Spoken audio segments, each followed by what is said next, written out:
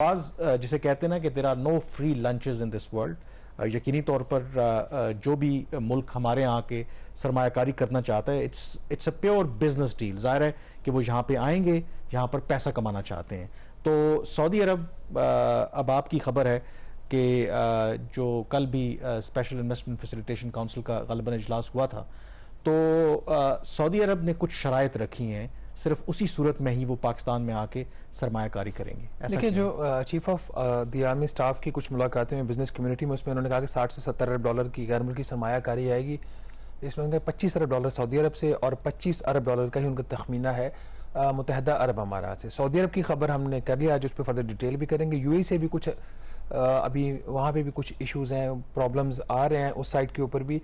Common, before answering to your question, जो इसका जब SIFC जब बनाई गई आज से कुछ 3 माह पहले 16 जून को इसका नोटिफिकेशन हुआ, फिर बाद में कानून में भी अमेंडमेंट्स करके इसको लीगल कवर भी दे दिया गया। तो उस वक्त इसका जो पर्पस था एग्जैक्टली यही था जो आप बता रहे हैं कि फैसिलिटेट करना है फॉरेन इन्वेस्टमेंट को और जो हार्डल्स हैं उसको रिमूव करना है। और आइडिया यही था कि prime minister of Pakistan, provincial chief ministers, provincial secretaries, chief secretaries, फिर आर्मी चीफ, फिर चीफ ऑफ जनरल स्टाफ और उनसे रिलेटेड आर्मी के जो लोग हैं कंसर्न फील्ड से, जिनको असाइनमेंट्स मिली हैं सिविलियन साइड के ऊपर, उन तमाम लोगों को एक जगह पे बिठा के ये काम करें। 3 माह का जो ऑलमोस्ट जो इसमें पीरियड गुजरा है, उसमें एक जो चीज़ रियलाइज हुई आर्मी लीडरशिप के ऊपर और जो हमें जराए बता रहे हैं कि वो हर्डल्स किस्म की ब्यूरोक्रेटिक हर्डल्स हैं, बाकी रेगुलेटरी इश्यूज हैं, लैक ऑफ क्लैरिटी है, लैक ऑफ प्लानिंग है। तो उसके बाद अब जो मैं बात करने जा रहा हूँ ये बड़ी अहम है। जो SIFC का जो रोल है वो इनफॉर्मली एक वफाकी काबीना के रोल में कन्वर्ट हो चुका है। ठीक है, अब SIFC सिर्फ फॉरेन इन्वेस्टमेंट जो है उसके पर्पज से, उस पर्सपेक्टिव में ये इजलास नहीं कर रहा। खास तौर पर ये जो इजलास कल हुआ जुमे को और आज हफ्ते वाले दिन जो इजलास हुआ, उसमें वजारतों से ब्रीफिंग्स ली गई उनकी परफॉर्मेंस के ऊपर, उनके फ्यूचर प्लान्स के ऊपर, और उनसे इंप्लीमेंटेशन स्ट्रेटेजी मांगी गई।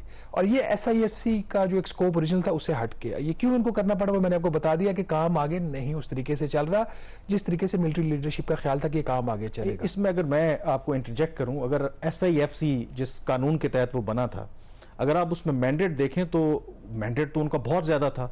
मसलन कि अगर SIFC को लगे कि कोई भी रेगुलेटरी बॉडी, कोई भी इदारा, कोई भी ऑफिशियल अगर रुकावट बन रहा है, तो SIFC के पास ये इख्तियारात हैं कि वो उसको समन कर सकते हैं, आप इसकी मिसाल पूछ सकते हैं। तो इस तनाजुर में डोंट यू थिंक कि वो उनका मैंडेट यही था कि अगर किसी जगह पे उनको रुकावट आ रही है। कॉन्टेक्स्ट है, अगर एग्जांपल ले लें, कोई सऊदी अरब का कोई प्रोजेक्ट पाकिस्तान में लगना है, उसमें जो रुकावटें हैं तो वो कंसर्न मिनिस्ट्री को, अथॉरिटी को बुला के उनसे बात करके मामला को आगे चला सकते। अब जो प्रेजेंटेशन हो रही हैं वो उस चीज़ के ऊपर हो रही हैं कि आपका मैंडेट क्या है मिनिस्ट्री का, आप काम क्या कर रहे हैं, जो पाकिस्तान की इकोनॉमी की जो सूरत हाल है उसको ओवरकम करने के लिए आपके पास प्लान क्या और इम्प्लीमेंटेशन स्ट्रेटजी क्या है। जो कल का इजलास था उसमें प्लान से ज्यादा इम्प्लीमेंटेशन स्ट्रेटजी के ऊपर गौर था। और वो कुछ जो मिनिस्ट्रीज थी, इदारे थे जिनकी परफॉर्मेंस या वो बेहतर इम्प्लीमेंटेशन स्ट्रेटजी नहीं दे सके, उनके ऊपर थोड़ा सा कल सख्त हाथ भी रखा गया। कल की अगर आप प्रेस कॉन्फ्रेंस देखें ना, उसमें जो वज़रा के चेहरे थे वो इतने कुछ चमकने वाले नहीं थे। तो फिर मैंने जब बैकग्राउंड चेक किया तो बैकग्राउंड में ये चीज निकली। इसी कॉन्टेक्स्ट के अंदर फॉर एग्जांपल ये फैसला भी एक SIFC ने अब किया है कि जो पाकिस्तान का जो टैक्स का निज़ाम है उस हवाले से भी कुछ चीज़ें आज डिस्कस हुई हैं। अब ये उसमें उस कॉन्टेक्स्ट में नहीं आता फॉरेन इन्वेस्टमेंट के, तो बहरहाल इसके ऊपर अगले हफ्ते इंशाल्लाह कुछ दिनों बाद इस पर प्रोग्राम करेंगे। But coming back to the issue of Saudi Arab investment, नाज़रीन, ये ख्वाहिश तो पाकिस्तान की बहुत पुरानी है और 2019 से सऊदी अरब ने भी पाकिस्तान में इंटरेस्ट शो किया हुआ। 20 से 21 अरब डॉलर की सरमायाकारी का अभी तक नहीं हो सका। 9 अगस्त को पिछले माह एक सऊदी डेलीगेशन 16 मेंबर का अरकान के ऊपर ये मुश्तमिल था, ये पाकिस्तान आया और उन्होंने मुख्तलिफ हुकाम से मुलाकातें की और उन मुलाकातों में उनके 4 से 5 बड़े मुतालबात सामने आए हैं जो उनके कंसर्न्स भी हैं। और ये कंसर्न जो पिछली SIFC की एपेक्स कमेटी की मीटिंग हुई थी उसमें ये कम्युनिकेट हुए हैं मिलिट्री लीडरशिप को, और उसके बाद फिर फर्दर कुछ इंस्ट्रक्शन भी जारी हुए। कंसर्न उनके ये हैं कि अगर वो पाकिस्तान में सरमायाकारी कर लेते हैं तो फिर वहां से जो उनको मुनाफा मिलेगा, क्या वो पाकिस्तान से बाहर अपना मुनाफा बगैर किसी रुकावट के लेके जा सकते हैं, क्योंकि इस वक्त ऐसा नहीं है।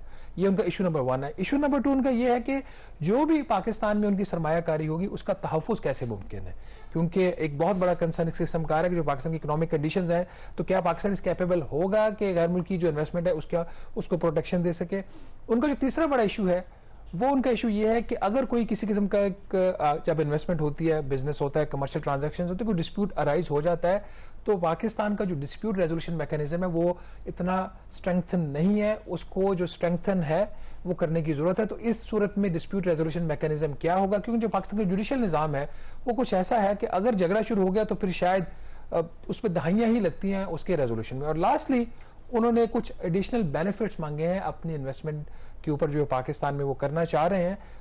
वो क्या बेनिफिट्स हैं उसकी अभी तफसीलात सामने नहीं आई, बट दो चीजें जो उन्होंने हाईलाइट की हैं, जो एक ऑयल रिफाइनरी जो अरामको उनकी कंपनी है वो सेटअप करना चाह रही, उसमें जो डिलेज आ रहे हैं उसका खास तौर पर उन्होंने अपने कंसर्न में जिक्र किया। और एक्वा पावर एक कंपनी है जो पाकिस्तान में रीन्यूएबल एनर्जी में इन्वेस्टमेंट करना चाह रही है, 2019 से करना चाह रही है, उसके ऊपर जो स्लो प्रोग्रेस है, तो उसकी वजह से उन्होंने जो अपने कंसर्न शो किए। जब ये वाली चीजें सारे सामने आई तो उसके बाद फिर जो जराए बता रहे हैं, फैसला ये हुआ कि एक होलसम एक रिव्यू किया जाए पाकिस्तान के सिस्टम का, ब्यूरोक्रेटिक सिस्टम का, जो हर्डल्स आ रही है। और इस सारे कॉन्टेक्स्ट में अब आप देख रहे हैं कि ये इजलास हो रहे हैं, वजारतों से उनकी परफॉर्मेंस के ऊपर उनसे जवाब मांगा जा रहा है और अब उनको कहा जा रहा है कि वो जाके पब्लिकली अपने आप को एक्सप्लेन करे और डिफेंड करे। कल की जो कामरान इनकी जो प्रेस कॉन्फ्रेंस थी वो इतनी कोई इंप्रेसिव नहीं थी। वो ये था हम करेंगे, हो जाएगा, ये पेश किया है, ये नहीं बताया कि हम क्या आगे जाके करेंगे, क्योंकि अभी तक ये कोई इतना इंप्रेसिव जो प्लान है दे कुडंट पुट टुगेदर। और आज का भी कुछ इस किस्म की ही सूरत हाल थी, लेकिन आज कुछ अच्छे फैसले भी इन्होंने किए हैं,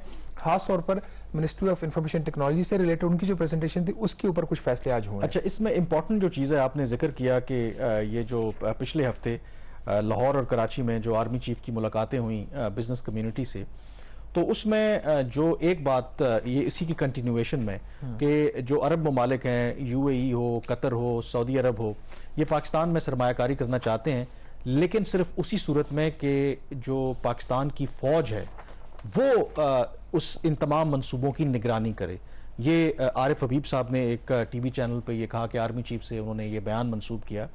अब ये बड़ी सीरियस आई थिंक ये सिचुएशन है। अगेन इसका मतलब है कि बाहर जब हम ये बात करते हैं, दुनिया जब बात करती है कि यहाँ पे तो असल जो पावर सेंटर है या जो ब्यूरोक्रेसी है वो तो उसके इख्तियार में कुछ है ही नहीं, तो आई थिंक ये एक सीरियस इशू है। I think in the long run, चले इनिशियली टू बिगिन विद ये तो ठीक है कि अगर आपने इन्वेस्टमेंट को लाना है तो उनको कोशिश करनी है कि कोई भी इदारा अगर गारंटी देता है कि आपकी इन्वेस्टमेंट यहाँ पे महफूज है, but in the long run हमें अपने निज़ाम को बेहतर बनाना होगा, अपनी ब्यूरोक्रेसी को, बाकी जो रेगुलेटरी बॉडीज हैं, ताकि उसके ऊपर जो आपके सरमायाकार हैं वो एतमाद करें। क्योंकि ये तो इंडिविजुअली आप पुश कर रहे हैं ना कि आपके ताल्लुकात इस्तेमाल करके सऊदी अरब को कह रहे हैं। आइडियल सिचुएशन तो ये है कि जब प्राइवेट कंपनीज भी आके आपके यहाँ आपका सरमायाकारी करें, क्योंकि उसको तो फिर हर दफ़ा फौज आके तो जमानत नहीं देगी ना कि आपकी जो सरमायाकारी है इस मुल्क में वो प्रोटेक्टेड रहेगी। तो ये इट्स अ सीरियस सिचुएशन। देखिए, ये बिल्कुल इशू यही है जो आप हाईलाइट कर रहे हैं, और इस पे आर्मी चीफ खुद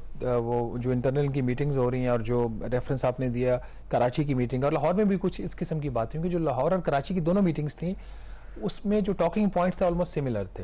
इसी किस्म के जो कंसर्न्स थे, कुछ और बाकी चीज़ें पॉलिटिकल लेवल की थी, उस पर तो हम बात नहीं करते, बट बॉटम लाइन यही है जो आप बात करें। यही वजह है कि अब जो secretaries of the concern ministries और उनके मिनिस्टर्स दोनों SIFC के इजलास में जाते हैं, मिनिस्टर प्रेजेंटेशन करते हैं और सेक्रेटरीज की जहाँ पे जरूरत होती है वो अपनी इनपुट देते हैं। तो अब इनका ख्याल ये है कि अब जो मैं चीज़ें कुछ देख रहा हूँ जो मुझे बताई जा रही हैं कि इनको जो डेडलाइंस दी जा रही हैं, कुछ केसेस में 1-1, 2-2 दिन की दी जा रही है कि ये काम करके लाएं, कुछ केसेस में 1 हफ्ते से 2 हफ्ते की डेडलाइंस दी जा रही हैं। तो एक चीज़ जो मुझे लग रही है SIFC के जो एपेक्स कमेटी के जो रिसेंट इजलास हुए हैं उसमें कि जो थोड़ा सा इम्पेशंस अब आई है दूसरी साइड के ऊपर कि ये निज़ाम नहीं चल रहा। हमने एक SIFC भी बना ली, बॉडी बना ली कि तमाम को एक जगह पे लाके बिठा लिया, फिर ये काम क्यों नहीं कर रहे। तो कुछ एक पुश आया और मेरा ख्याल है कि 2-3 चीज़ों के ऊपर प्रोग्रेस आपको 2 से 3 हफ्तों में आपको लगेगी। लेकिन ये जो सऊदी अरब वाला इशू है ये काफ़ी सीरियस है। इसमें जो पाकिस्तानी अथॉरिटीज़ की ख्वाहिश है कि एटलीस्ट 2 प्रोजेक्ट जो वो फास्ट ट्रैक के ऊपर चले जाएं। ऑयल रिफाइनरी वाला एक बहुत बड़ा प्रोजेक्ट है, अगर वो यहाँ पे वो लग जाता है और उसमें जो इश्यूज है वो रिजॉल्व हो जाते हैं, और दूसरा जो है रेकोडेक माइंस वाला। अब रेकोडेक माइंस में जो एपेक्स कमेटी हुई थी उसका दूसरे इजलास में ये फैसला हुआ था कि डाइल्यूट करेंगे पाकिस्तान भी अपना शेयर जो इस वक्त 50% है, और बैरक गोल्ड भी जो उसका भी शेयर 50%, दोनों इक्वली डाइल्यूट करेंगे in favour of Saudi Arabia.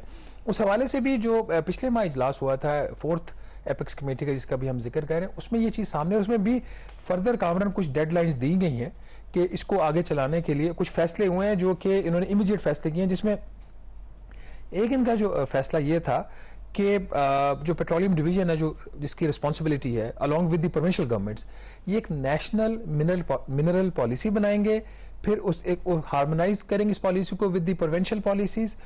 इसके साथ रेगुलेटरी फ्रेमवर्क बनेगा, लीगल फ्रेमवर्क बनेगा और इन्वेस्टमेंट फ्रेमवर्क बनेगा।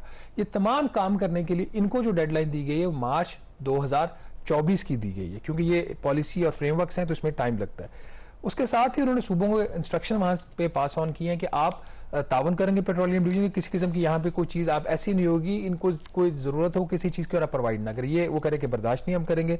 थर्डली, चूंकि आप इन्वेस्टमेंट करनी है उस लिहाज से उसकी सारी असेसमेंट्स होनी है, फिजिबिलिटी होती है, उसमें बहुत ही टेक्निकल चीजें और लीगल इश्यूज इन्वॉल्व होते हैं, तो फाइनेंशियल एडवाइजर्स और दूसरे जो लीगल और कंसल्टेंट्स होते हैं उनकी जरूरत होती है। उसमें इन्होंने कल बल्कि पिछले माह ये काम किया, इन्होंने इस बात की अप्रूवल दे दी है कि जो कुछ एडवाइजर्स हायर करेंगे जो पाकिस्तानी शेयर होल्डर्स हैं, उसकी हायरिंग के लिए जो पेपरा के जो रूल्स हैं कंपटीशन के, वो उससे उनको एग्जाम करने का फैसला हो गया है। इस हवाले से फिर एक समरी ईसीसी में चली जाएगी, लेकिन SIFC ने फैसला कर दिया तो ईसीसी की एक फॉर्मेलिटी है।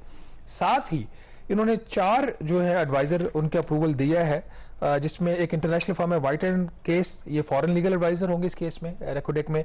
हैदर मोटा एंड को ये लोकल लीगल एडवाइजर होंगे, DMT है टेक्निकल कंसल्टेंट होंगे, और लजार्ड जो है ये फाइनेंशियल एडवाइजर होंगे रेकोडेक प्रोजेक्ट में। और चूंकि अब इशू ये है कि डिविडेंड्स वाला भी, चूंकि प्रॉफिट की रिपैट्रिएशन और बाकी भी बड़े मसले मसाइल हैं हमारे, तो SIFC ने ये इंस्ट्रक्शंस दी हैं फाइनेंस मिनिस्ट्री को भी, स्टेट बैंक ऑफ पाकिस्तान को भी, कि ये जो फॉरेन एडवाइजर्स हायर होंगे इस प्रोजेक्ट के लिए, उसको जो अदायगियां करनी है उसको फैसिलिटेट किया जाए। तो इस हद तक कामरान ये माइक्रो लेवल पे जा रहे हैं। और मोर इम्पोर्टेंटली 2 इन्होंने कल जो कमेटीज हैं वो पिछले जो मीटिंग थी उसमें इन्होंने बनाने की उसकी मंजूरी SIFC ने दी। एक उसमें एक नेगोशिएशन कमेटी होगी जो मुज़ाकरात करेगी सऊदी अरेबियंस के साथ, और एक होगी इसके ऊपर ओवरसाइट कमेटी जो ओवरसाइट करेगी और जो रिक्वायरमेंट्स हैं, जो दूसरी चीजें हैं उसके ऊपर करेगी। और डेडलाइन ये सारा काम करने की है 25 दिसंबर 2023 के दारुल हुकूमत नई दिल्ली में 2 रोज़ा G20 समिट का आगाज हुआ है।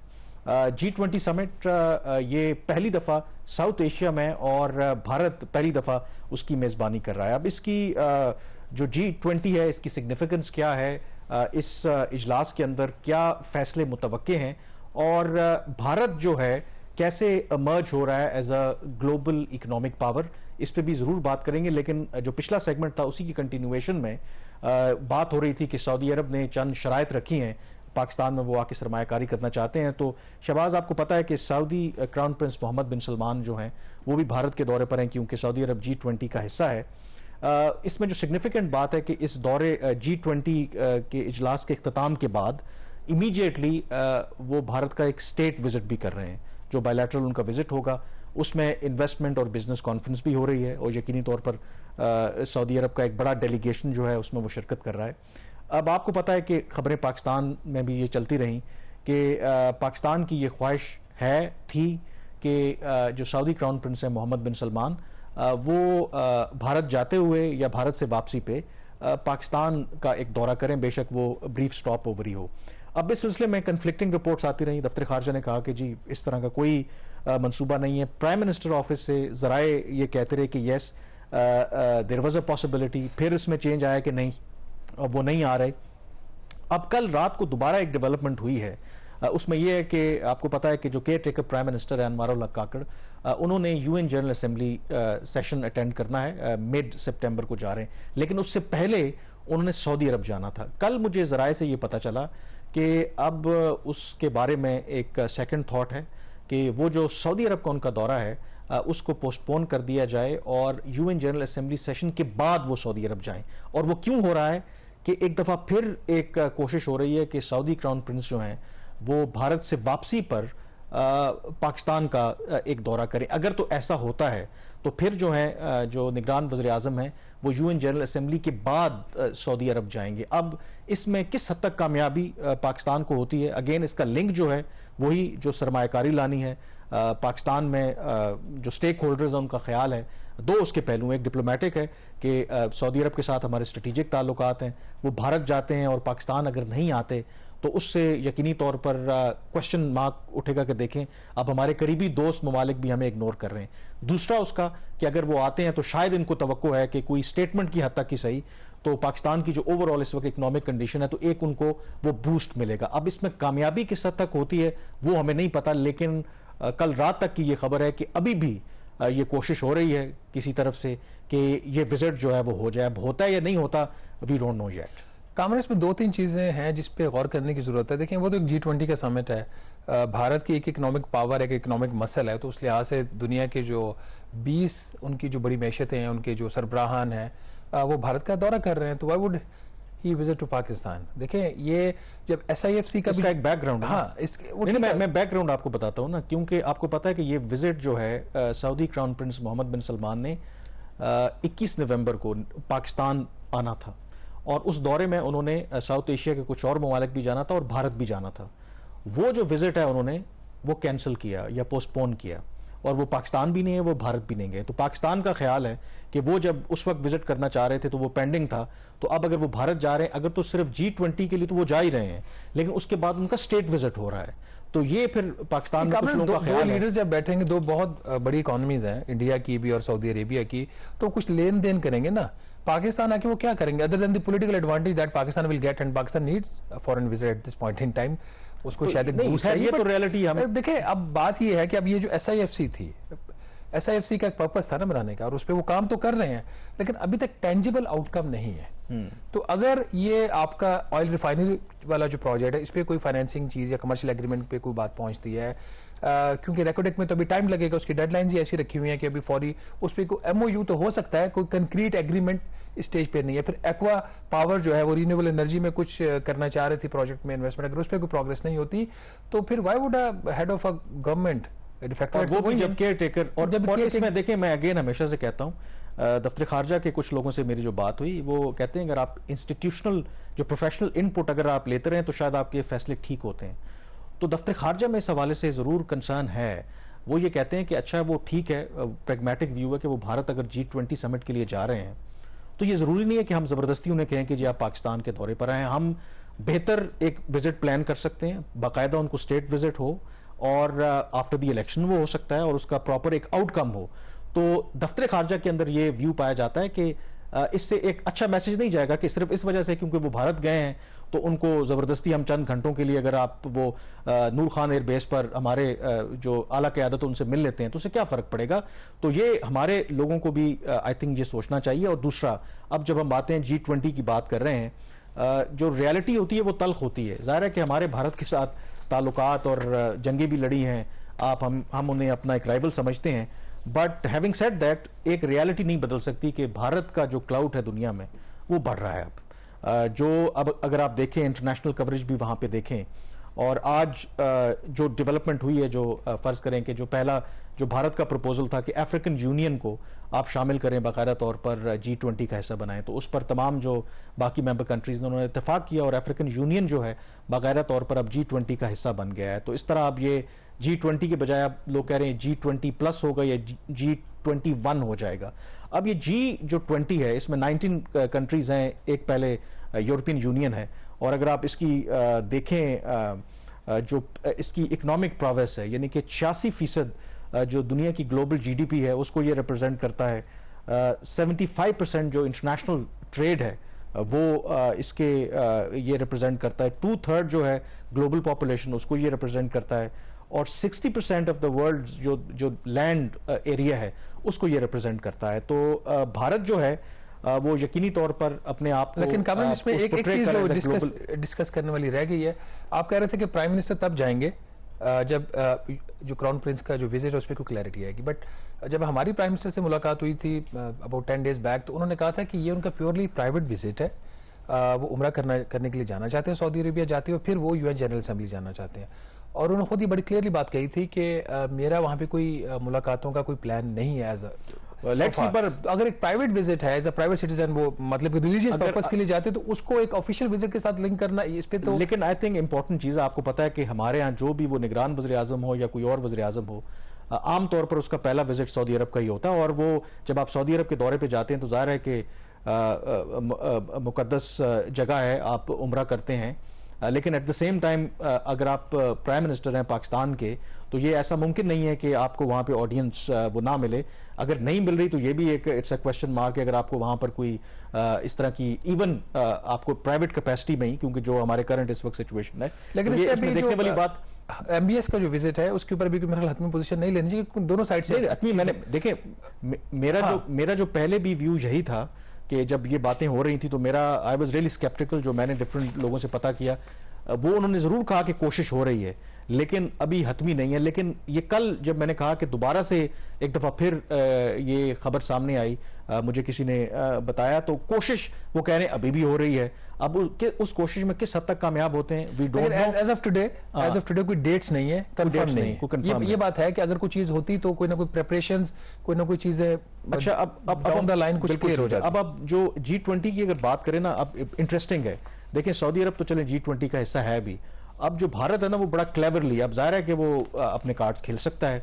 उसने देखें other than that special guest भी बुलाए हैं, मसलन बांग्लादेश की प्राइम मिनिस्टर को उन्होंने दावत दी है, यूएई के प्रेसिडेंट उनको उन्होंने बुलाया है, इजिप्ट के प्रेसिडेंट उनको बुलाया है।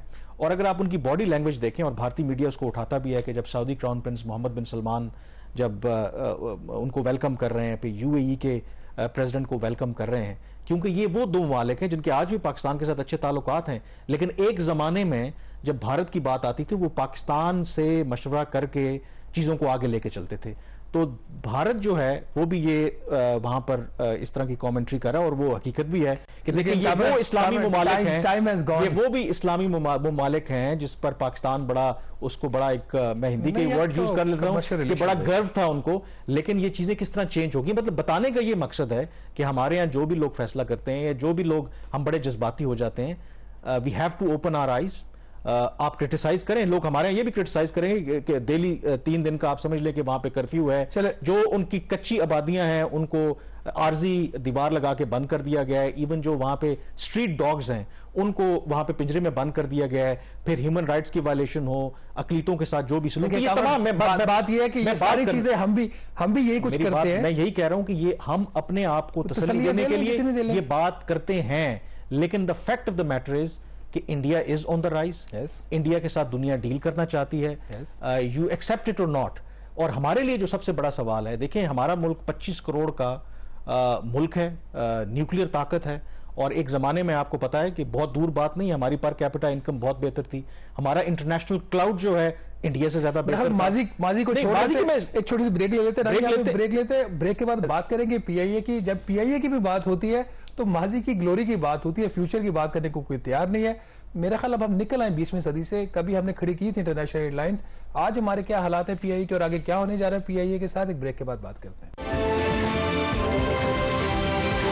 ब्रेक के बाद एक दफा फिर आपको खुशामदीद कहते हैं। मईशत पर ही फोकस कर रहे हैं, और अगेन एक और जो सबसे बड़ा हमारा प्रॉब्लम वो है जो स्टेट ओन्ड एंटरप्राइजेज हैं या हुकूमत की मलकियत में चलने वाले इदारे हैं, और एक उसमें सबसे बड़ा जो आप कह सकते हैं कि सफ़ेद हाथी है वो पाकिस्तान इंटरनेशनल एयरलाइन है। किसी ज़माने में लोग कहते हैं कि, बल्कि हकीकत भी है, जो आज आपको गल्फ़ की एयरलाइंस नज़र आती हैं बड़ी कामयाब और सक्सेसफुल, वो उन्हीं लोगों ने बनाई जो पाकिस्तान इंटरनेशनल एयरलाइन चला रहे थे। और किसी ज़माने में जो गैर मुल्की इवन लीडरान हैं वो पीआईए पे सफ़र किया करते थे, लेकिन ये माजी की बातें, अब यकसर हालात मुख्तलिफ हैं। तो शहबाज, ये भी आई थिंक जो SIFC की तो हमने बात की, इन्वेस्टमेंट लाने की हम बात कर रहे हैं, लेकिन आई थिंक अगर पाकिस्तान की इकॉनमी को हमने रिवाइव करना है तो ये जो लॉस मेकिंग एंटिटीज़ हैं, ये जो ब्लैक होल है, इनसे हमें जान छुड़ाना होगी। और PIA is one of the key, आप कह सकते हैं कि जो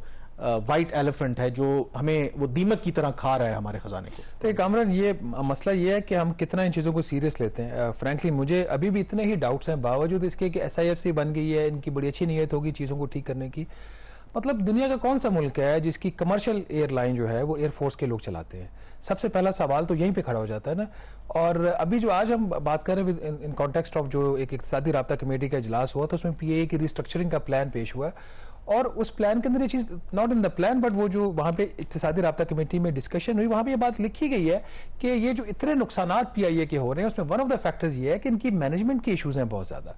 अब एक एयरफोर्स के पायलट हैं, वो जंगी बुनियादों पे वो ट्रेंड है, उनकी सारी स्ट्रेटजी उस तरफ है, और ये एक सिलसिला नहीं, बहुत अरसे से ये चीज चल रही है. I am not talking about the incumbent one, I am talking about all of the people who have been appointed in the past.